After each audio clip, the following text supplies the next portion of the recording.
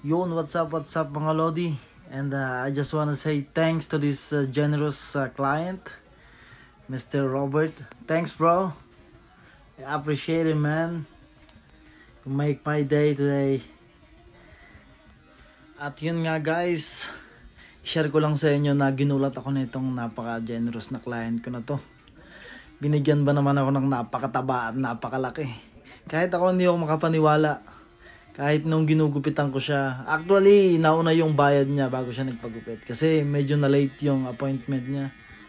So, ginulat niya na lang ako nung isinend niya sa akin yung bayad niya. At ito guys, tingnan nyo na lang.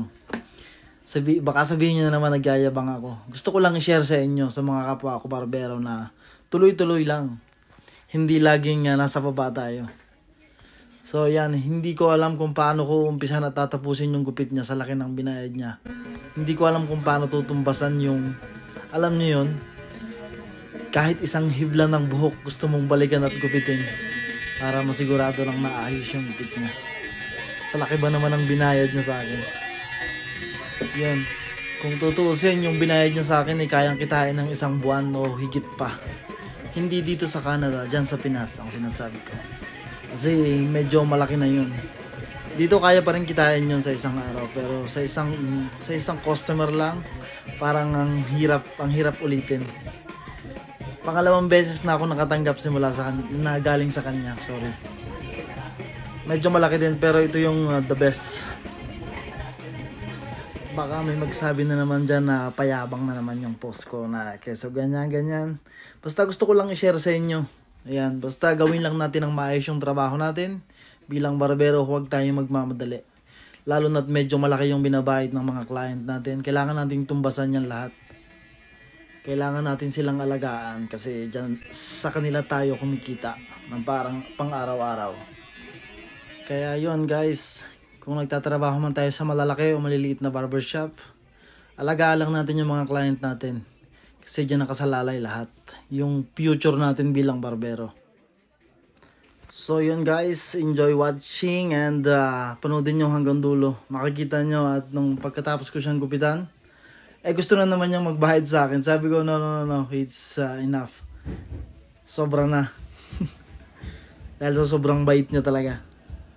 Kasi medyo nasira niya yung appointment ko kaya nagbayad siya ng ganong kalaki.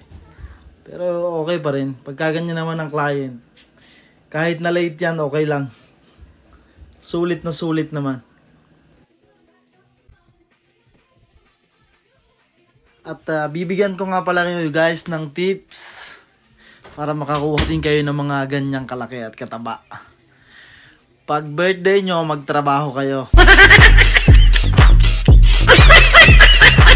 Hindi man ganyan kalaki ang makuha nyo, medyo malaki pa rin. Makakakuha rin kayo.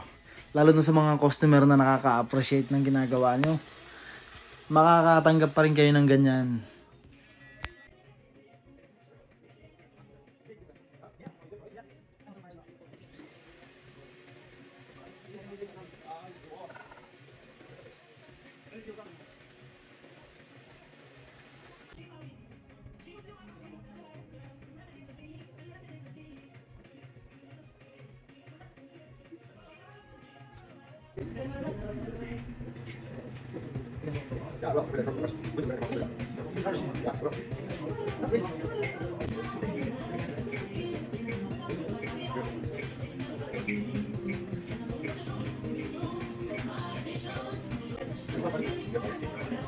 Let's go.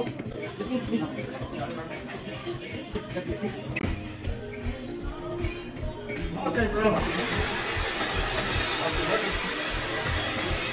Thank you, bro. Appreciate it, man. Okay.